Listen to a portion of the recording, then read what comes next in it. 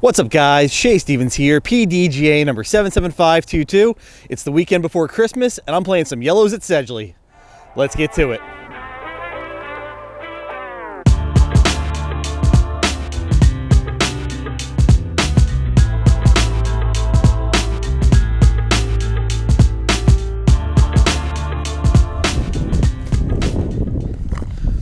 This round is definitely going to be coming out after the holidays, so belated Merry Christmas, everybody.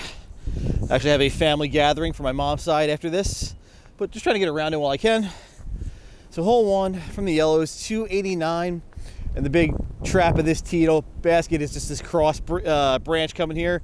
Really limits your airspace. So even though it's only 289, I am going with a fairway driver, just so I can push low and hard, and hopefully carry the basket. Trick is you need to be throwing low, but also have the disc going up. We have some crosswind now, it's gonna be fun.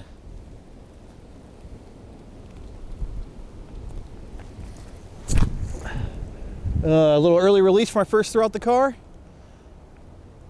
But a decent kick out to the side, should be able to chip up and down. All right, there is some snow on the ground that I'm playing yellows. Can I call it a yellow snow round?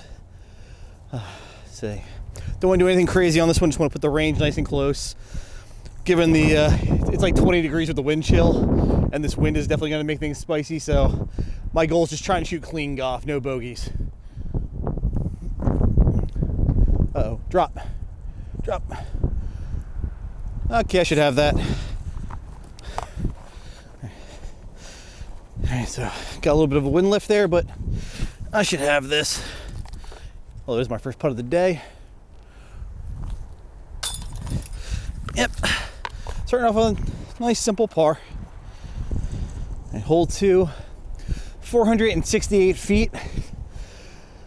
We need to throw a beast mode kind of forehand flex to get there. That is definitely not happening. So just playing this for position. It's gonna go, probably gonna try that volt again actually, just down the middle. Nice and easy. Let it hyzer up at the end, give me a good angle into the basket. Gotta swing through.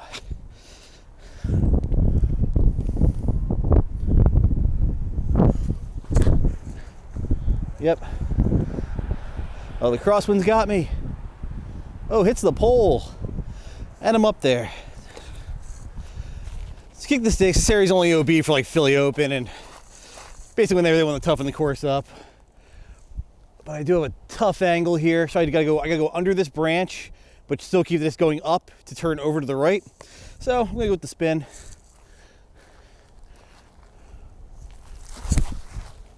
Get right into the log.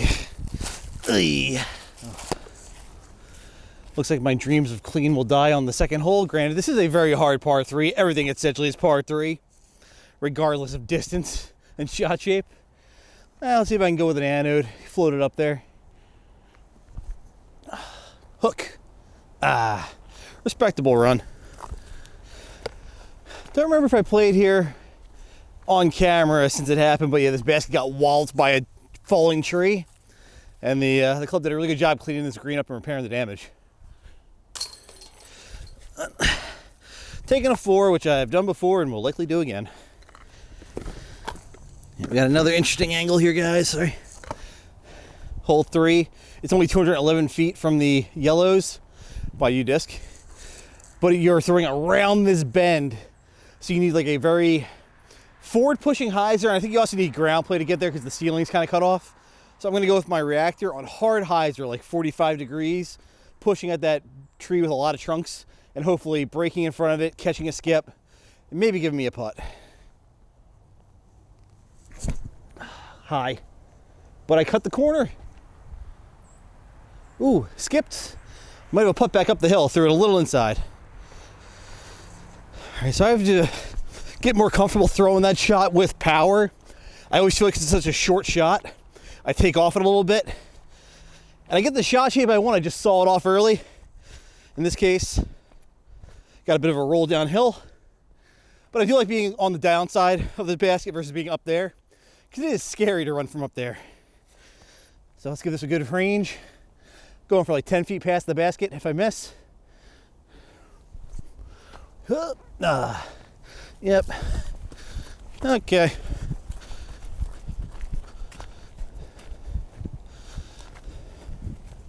One take.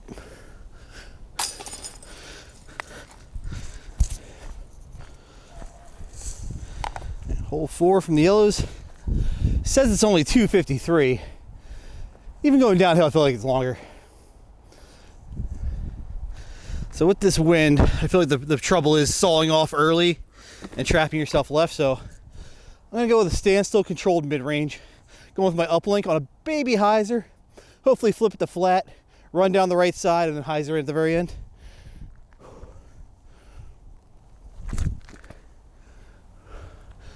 I could use more air under, but that is a laser beam.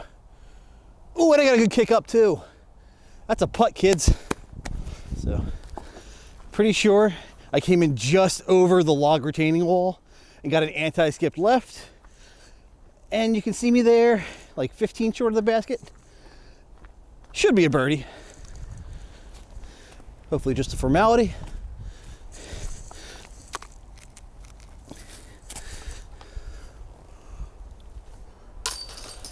And my first birdie. Back to even. All right, hole 5. We're going to the old school basket, so the low one on the left. That is 219 feet, but way uphill. So I'm gonna try and throw the exact same shot I just threw with the uplink, but up in the air this time versus down low. Tee pad is a little slick. Gotta be careful about that. All right.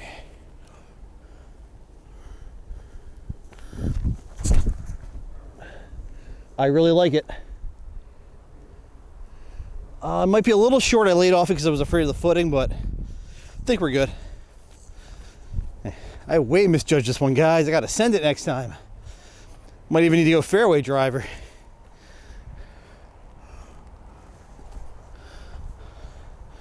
Oh, that's a tap in. On to hole 6, 259. Gonna go with the uplink again. It's almost like this course was designed in the 80s by guys throwing understable stuff on hyzer flips. So, trying to throw kind of flat through the gap. I want this to drift off to the right. Basket's kind of guarded by a big guardian tree, although I think there was a fire. Sad story there. And also a pile of logs short of it, so you kind of want to go left of the basket to get into the green, or you gotta go over it but have touch not to sail past it.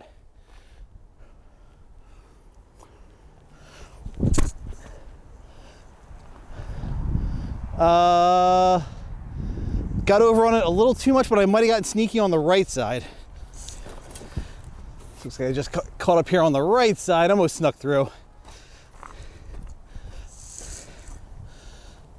Let's see if I can get a birdie out of this.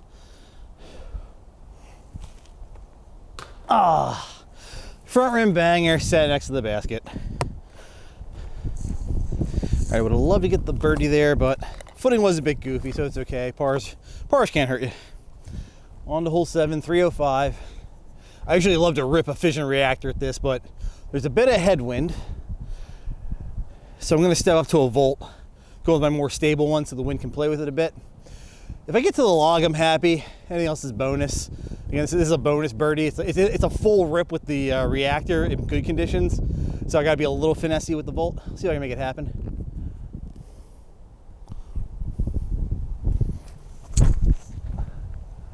Come on, let me go over. The wind wouldn't let me flip. Off to the left. So a little encumbered back here. But I should be able to chip up and down. Gotta go to a knee. Where's the basket? Get legal. Now we're trying to get this under the basket. That should be cool. Yeah, 7 is definitely a hole you can get a stupid bogey on if you try to do too much. All right. Hole 8, 242 feet, but there's a crosswind left to right and headwind, which isn't great because you have to throw a turnover if you're a righty. And also the tee pad is very slick. I think the trees like dripped onto it and then the water froze. So normally I go mid-range. I think I'm going to go standstill fizzy volt, just to guarantee my footing. because there's like the one good spot on the tee pad, and I want to make sure I hit it. All right, so we're going to try and go to the right of that big tree there and just hopefully cruise into the basket. Not bad, but I didn't flip it. All right, dead center. I thought the wind was going to like rip me over, so I was afraid of putting it on Annie. All right, this crosswind is not helping. I need to go right to left. I want to go hyzer over the top. There is a lefty hyzer line, but there's too many branches to chance, so I'm going to take the range, hyzer, try and keep it tight, but I just need to not hit the trunk of that tree, and I should be cool.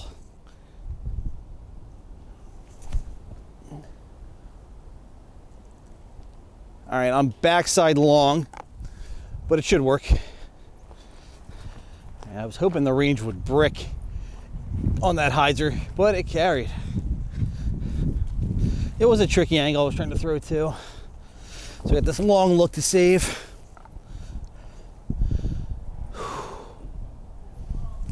I load it. Come on, Shay, putt the putt.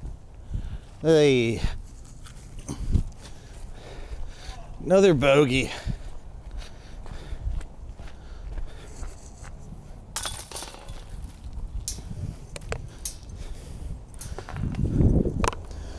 Hole 9. Yellow pin says 276. I feel like it's way further than that, especially going uphill. I gotta fight a crosswind. Not ideal.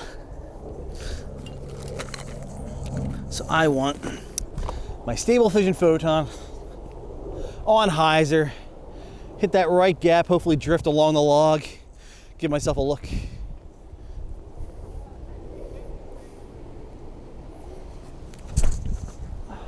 Or just go straight at it. All right, we're up there. Decent forward push considering I threw it low and inside. So it gives us a run with the range. Bite. All right, just gotta tab it.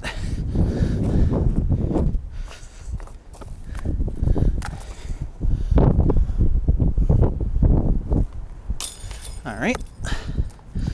That'll do. For the front 9, I'm +1, I think. I forgot how hard yellows are. They are tricky. Back to Shay. So yeah, that goal of shooting a clean round was pretty lofty. The yellows at Sedgley have some sharp teeth, and they quickly reminded me of them on hole 2. Coming out +1 isn't the best, but there are some scoring opportunities on the back 9, so hopefully I can take advantage of them, come in under par. Stay tuned for the back 9. I'll have it cut together for you guys as soon as possible. Before I go, I do want to remind you we have a Team Foundation Challenge for January currently running, so be sure to check that out. Work some skills, and if you record yourself, you can be entered into a chance for a giveaway, so good opportunity there. Hope you take advantage of it. And with that, guys, I want to say thank you for all your support. If you have any questions for me, reach out. I'll do my best to answer them. Take care. Thank you to my sponsors. For all your disc golf needs, check out Phoenix Discs and Foundation Disc Golf.